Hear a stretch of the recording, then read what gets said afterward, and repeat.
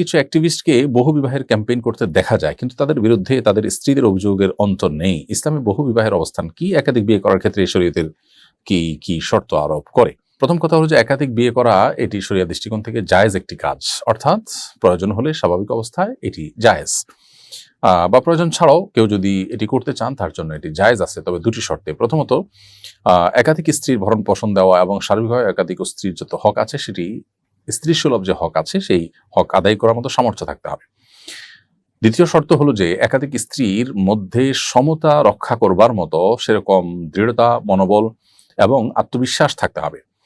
এই দুটি শর্ত যদি পাওয়া যায় তাহলে সেক্ষেত্রে একাধিক বিয়ে করা জায়েজ। আর যদি এই দুটি শর্তের কোনোটি পাওয়া না যায়, অর্থাৎ তিনি যে কোনো একজন স্ত্রীর প্রতি ঝুঁকে পড়বেন, অপরজনের প্রতি বৈষম্য করতে পারেন, তার ক্ষেত্রে ইনসাফের ঘাটতি করতে পারেন, এরকম আশঙ্কা যদি থাকে তার নিজের ব্যাপারে, তাহলে সেক্ষেত্রে তার জন্য একাধিক বিয়ে করা জায়েজ নয়। ঠিক একইভাবে একাধিক বিয়ে করে স্ত্রীদের ভরণ পোষণ দিতে না পারলে, তাদের জৈবিক চাহিদা পূরণ করার মতো ক্ষমতা না থাকলে সেক্ষেত্রে তার জন্য একাধিক বিয়ে করা কিন্তু জায়েজ নয়। অতএব একাধিক বিয়ে করা জাস্ট একটা জায়েজ কাজ। এই জায়েজ কাজকে নিয়ে অনেক বেশি বাড়াবাড়ি করা বা এটাকে প্রতিষ্ঠা করার জন্য অনেক বেশি চেষ্টা করার কোনো বিশেষ যৌক্তিকতা নেই। তবে এটা ঠিক যে আমাদের সমাজে একাধিক বিয়ে নিয়ে নানা রকমের ট্যাবু আছে এবং মানুষের ভুল ধারণা আছে, সেটি ভাঙানোর জন্য আলোচনা হতে পারে, এবং সেটি ভাঙানোর উদ্দেশ্যে কেউ যদি এই জায়েজ কাজটি করেন ওই যে শর্ত সাপেক্ষে, তাহলে সেটা মৌলিকভাবে প্রশংসনীয় কাজ। কিন্তু তিনি নিজেই যদি বেইনসাফির মধ্যে পড়ে যান এবং স্ত্রীদের হক বা অধিকার সঠিকভাবে আদায় করতে না পারেন, তাহলে সেক্ষেত্রে তার জন্য কিন্তু এটি জায়েজ নয়। অবস্থাভেদে আবার কখনো কখনো একাধিক বিয়ে করা যায় ওয়াজিবও হতে পারে। কোনো ব্যক্তি একাধিক বিয়ে না করলে তার চরিত্র ঠিক রাখছে না, একজন স্ত্রী হয়তো তার অসুস্থ, সেক্ষেত্রে তার আরেকটা বিয়ে করা জরুরি এবং তার সে সক্ষমতাও আছে, সব মিলিয়ে শর্ত পূরণ করার মতো যোগ্যতা আছে, তাহলে তার জন্য চরিত্র রক্ষার জন্য একাধিক বিয়ে করা আবশ্যক হতে পারে। আবার যার জন্য একাধিক বিয়ে করলে স্ত্রীদের হক আদায় করার সামর্থ্য যার মধ্যে নাই, তার জন্য একাধিক বিয়ে করা কিন্তু আবার নাজায়েজ হতে পারে। অর্থাৎ বিষয়টি ভ্যারি করে ব্যক্তির অবস্থার উপরে। আমার পছন্দের পোশাক কামিজ, কিন্তু আমার স্বামী আমাকে শাড়িতে পছন্দ করেন। পোশাক পরিধানের ক্ষেত্রে কার পছন্দকে প্রাধান্য দিবে এ বিষয়ে শরীয়ত কি স্ত্রীকে কোনো নির্দেশনা দিয়েছে? মৌলিকভাবে তো সাধারণ এবং স্বাভাবিক অবস্থা, বিশেষ করে অন্যান্য মানুষজন থাকে বাসায়, এরকম অবস্থাতে শাড়ির চাইতে কামিজ মানুষের মহিলাদের সতর ঢাকার জন্য অধিকতর উপযোগী, এতে কোনো সন্দেহ নাই।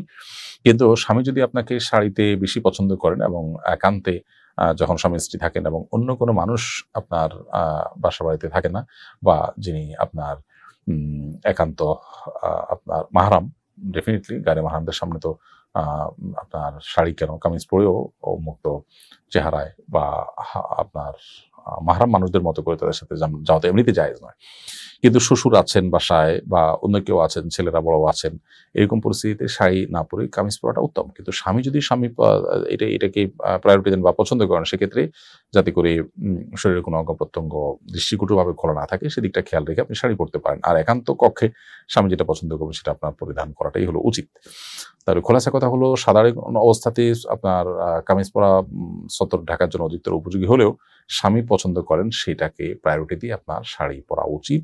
কারণ স্বামীর চরিত্র হেফাজত করা এবং তিনি যাতে কোনো মানে পরনারীতে আসক্ত না হয়, সেই জায়গা থেকে আপনার তাকে সহযোগিতা করা উচিত এবং সে মানসিকতা রাখা দরকার। সেই জায়গা থেকে আপনি নিজের পছন্দের উপরে স্বামীর পছন্দকে প্রায়োরিটি দেওয়ার চেষ্টা করবেন। তাছাড়া একটা কথা আছে, মানুষ নিজের পছন্দে খাওয়া উচিত, পরে পড়তে হয় অন্যের পছন্দে। অর্থাৎ যে যেটা পরিধান করেন তার নিজের পছন্দ তো কিছু থাকবেই, তাকে দেখতে কতটা ভালো লাগে এটা অন্যরা যতটা জাজ করতে পারেন, নিজে ততটা অনেক সময় জাজ করতে পারেন না।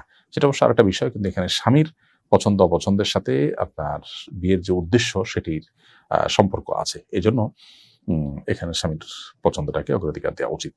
আমি গার্মেন্টসে কাজ করে আম্মার খরচ বহন করতাম। এখন আমার বিয়ে হয়ে গেছে, আমার কোনো ভাই নেই, আব্বুও মারা গেছেন। শ্বশুরবাড়িতে প্রচুর সম্পদ থাকলেও আমি আম্মাকে কিছু দিতে গেলে শাশুড়ি ঝগড়া করেন। তাই গোপনে আমি শুধু আম্মার খাবারের জন্য অল্প অল্প চাল ডাল দিই, এটা কি অন্যায় হবে? উত্তর হলো, এই অল্প অল্প যেটুকু দিচ্ছেন এটুকুতে যদি আপনার স্বামীর মৌন সম্মতি থাকে, যেটা দিচ্ছেন এটা যদি আপনার স্বামীর হয়ে থাকে, তাহলে সেক্ষেত্রে স্বামীর যদি মৌনসম্মতি থাকে বা আপনি জানেন যে স্বামী এটুকুর জন্য বাধা দিবেন না, তাহলে সেক্ষেত্রে এটা আপনার জন্য জায়েজ হবে। আর যদি স্বামীর মনসম্মতি না থাকে, বরং আপনি লুকিয়ে ছাপিয়ে দেন, তাহলে এটা আপনার জন্য জায়েজ হবে না। প্রয়োজনে আপনি বাসা থেকে, নিজ জায়গা থেকে, মা যদি নিরুপায় হয় তার জন্য উপার্জন করার চেষ্টা আপনি করতে পারেন। এক্ষেত্রে দাম্পত্য জীবনে স্বামী স্ত্রীর মধ্যে বোঝাপড়া জরুরি। স্বামীরও যেরকম স্ত্রীর এ ধরনের পরিস্থিতি স্ত্রীর পাশে দাঁড়ানো তার কর্তব্য, নৈতিক দায়িত্ব, ঠিক একইভাবে স্ত্রীও স্বামীকে আপন করে নিয়ে বা ভালোবাসা দিয়ে তাকে তার কাছ থেকে নিজের এই প্রয়োজন পূরণ করার চেষ্টা করা উচিত। এখানে স্বামীর অজান্তে তার জিনিস মনের মতো করে ব্যবহার করবার সুযোগ কিন্তু নেই। আমার মেয়ে বাসা থেকে 5 মাইল দূরে এক মাদ্রাসায় পড়ে, প্রতিদিন একাই যাতায়াত করে। আমি ব্যবসার কাজে ব্যস্ত থাকি আর নিয়ে যাওয়ার মতো অন্য কেউ নেই। এতটুকু দূরে কোনো মাহরাম ছাড়া মেয়েরা যাতায়াত করতে পারবে কিনা? উত্তর হলো যে 5 মাইল যেহেতু সফরের দূরত্ব নয়, অতএব শরীর দৃষ্টিকোণ থেকে এতটুকু দূরত্ব মেয়েরা একাকী যাতায়াত করতে পারবে এবং এখানে মাহরাম থাকা আবশ্যক নয়। সফরের দূরত্ব যদি হয়, ধরুন 75 কিলোমিটার দূরে যাবে মেয়ে, তাহলে সেক্ষেত্রে তার সাথে একজন মাহরাম অবশ্যই থাকতে হবে। ভাই, বাবা, মামা, চাচা, দাদা, নানা যারা তাদের মাহরাম, এরকম কোনো একজন পুরুষ থাকতে হবে সাথে, এবং এটা তার বডিগার্ডের মতো, তার নিরাপত্তার প্রয়োজনে তার কোনো অনভিপ্রেত পরিস্থিতির মুখোমুখি যেন না হয়। মুসলিম নারী অনেক তার মর্যাদা অনেক বেশি আল্লাহর কাছে এবং ইসলামের দৃষ্টিতে, অতএব সেজন্য একজন মাহরাম সাথে থাকার নির্দেশ ইসলাম করেছে। কিন্তু 5 মাইল দূরত্ব এটা যেহেতু কোনো সফরের দূরত্ব নয়, অতএব এখানে একাকী যাতায়াত করতে পারে, মৌলিকভাবে এটি জায়েজ আছে। তবে নিরাপত্তার ঝুঁকি, আজকাল যে ফিতনা সংকুল সময়, এই সময়টাতে ব্যবসা বাণিজ্য বা অন্য ব্যস্ততার অজুহাতে মেয়েকে প্রতিদিন এরকম 5 কিলোমিটার মতো দূরত্ব একাকী আসা যাওয়া করতে দেওয়ার চাইতে তার সাথে একজন গার্ডিয়ান, একজন অভিভাবক বা কেউ না কেউ সাথে থাকা, এটা উচিত এবং তার নিরাপত্তার জন্য অধিকতর কল্যাণকর। আমি এক মেয়ের সঙ্গে হারাম সম্পর্কে ছিলাম, কিছুদিন পর সে বিয়ে করে ফেলে, কিন্তু এখনো আমি তাকে ভুলতে পারি না। তার প্রতিও মায়া আরো বেড়েছে। সে নিজেও মাঝে মাঝে মেসেজ দিয়ে বলে আমাকে ভুলতে পারে না এবং খুব মিস করি। কি করলে আমার মন ভালো হবে এবং আল্লাহর সন্তুষ্টি অর্জন করতে পারবো? ভাই রাজিবুল, হারাম সম্পর্ক থেকে বের হয়ে আসার জন্য মানুষের দৃঢ় সংকল্পের কোনো বিকল্প নেই। হারাম সম্পর্ক আপনাকে জাহান্নামী করে তুলবে এবং দুনিয়ার জীবনকেও আপনার জাহান্নামে পরিণত করতে পারে। আল্লাহ এবং তার রাসূল সাল্লাল্লাহু আলাইহি ওয়াসাল্লাম নিষিদ্ধ করেছেন, সেজন্য এই পথ থেকে বের হয়ে আসার জন্য দৃঢ় সংকল্প, এটি আপনাকে ফিরিয়ে আনতে পারে এবং সেটা আল্লাহর কাছে চেয়ে নেওয়া এবং নিজের পর নিজে কঠোর হওয়াটা হলো সবচেয়ে বড় বিষয়।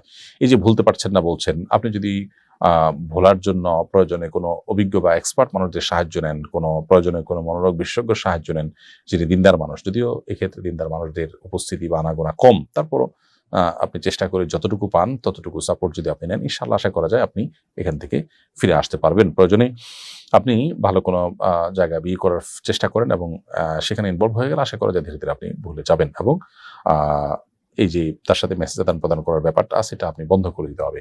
প্রয়োজনে মোবাইল চেঞ্জ করা, তার নাম্বার চিরতরে যাতে আর পাওয়ার কোনো রাস্তা না থাকে সে রাস্তা বন্ধ করে ফেলা, দূরে কোথাও চলে যাওয়া, এরকম কোনো উদ্যোগ নেওয়া উচিত। কিছুদিন কষ্ট হলে এরপরে ঠিক হয়ে যাবে ইনশাআল্লাহ, তাই না?